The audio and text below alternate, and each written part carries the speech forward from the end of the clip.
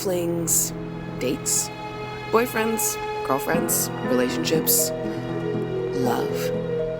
Otherwise known as distractions. You try being the CEO of 2 tech companies, 5 small businesses, and 3 times Businesswoman of the Year, all before you're 30.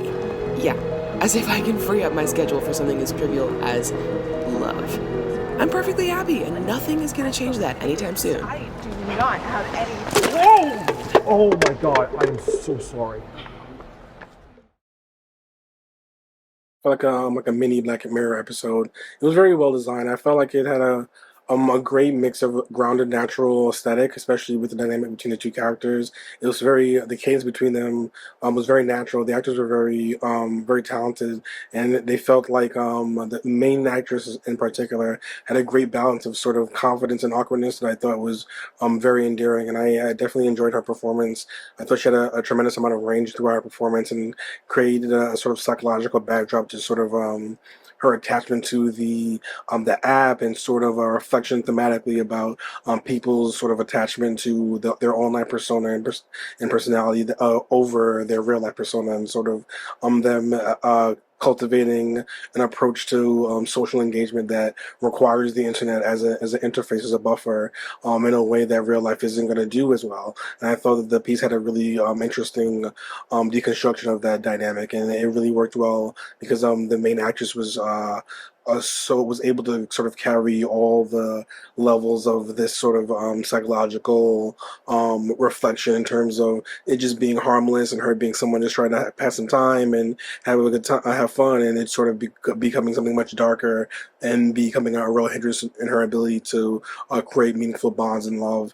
And I thought that the piece had a good sense of humor, even though that there was a lot of sort of dark undercurrents within the concept that give it a very sinister feel. So I thought it was well done, well designed and executed, and had a great approach musically as well. I thought the music had a good match with what was going on screen. So many things about technology, but also humanity and how those two come together. Um, and this really interesting idea of in this fast paced capitalist world where we don't really have or make the time to connect with other people in meaningful ways. We don't really have the patience because everything is just so fast and we have so many options. Um, does love become obsolete at a certain point? And even when you have the real thing in front of you, I guess there's a possibility that it might not feel as good and might not feel as fulfilling as this like perfect relationship that you've curated and can experience on a certain level. And because she's been so used to that, when she finally gets the real thing, she's like, oh, it's not really, hitting all the same parts of the brain.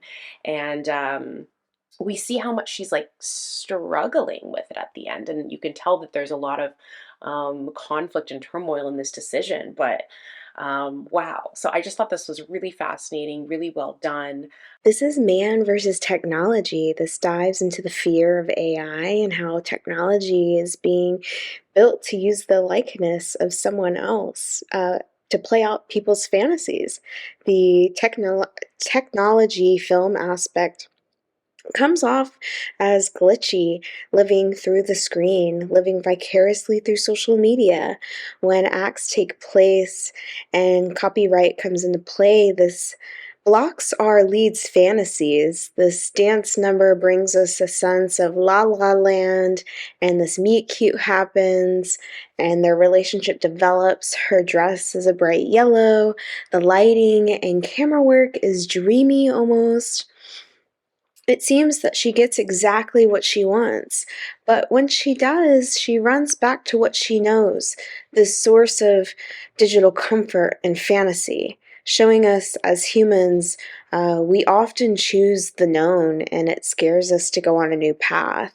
Some people don't even choose to live, but will habitually get sucked into technology in order to distract ourselves. Very topical to things that are currently happening now.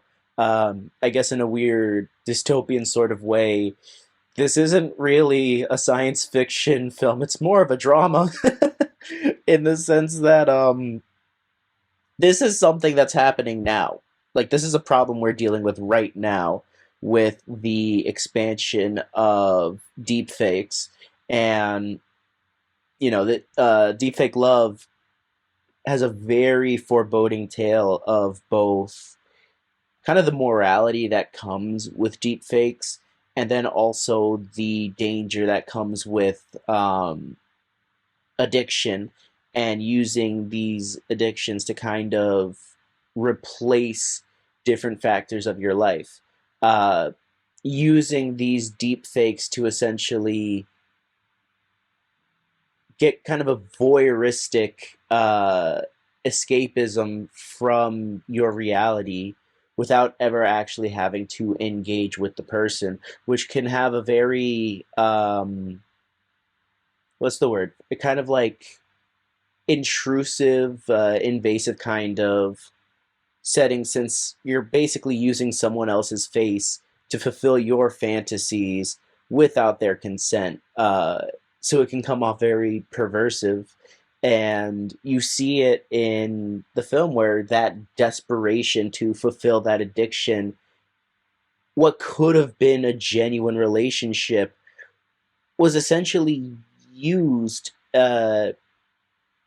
She manipulated the relationship to further fuel that addiction, which is kind of ironic in the sense that uh, the whole addiction was that semblance to have that human connection. But in order to fulfill that desire to get that human connection, she used human connection to get the semblance of human connection. Uh, it's very ironic, but yeah, it blows me away how this is very much an issue that we're currently dealing with in the modern age. Uh, and it's baffling that sometimes there's definitely a lot more reality to science fiction than we realize. I think as deepfakes are becoming more and more common, this like tapped into a fear I had. But it was also interesting to see overall just this idea of what is really in front of us and what is true intimate connection, and that versus what is this digital perfect connection where we're in control of it and we know what's going to happen. Is that better than this real connection? And who's to decide that? And are we going to get to a point where human connection's not enough and we want something else? I think it poses a lot of really interesting questions, and I think it took a really interesting view story-wise of how it does that.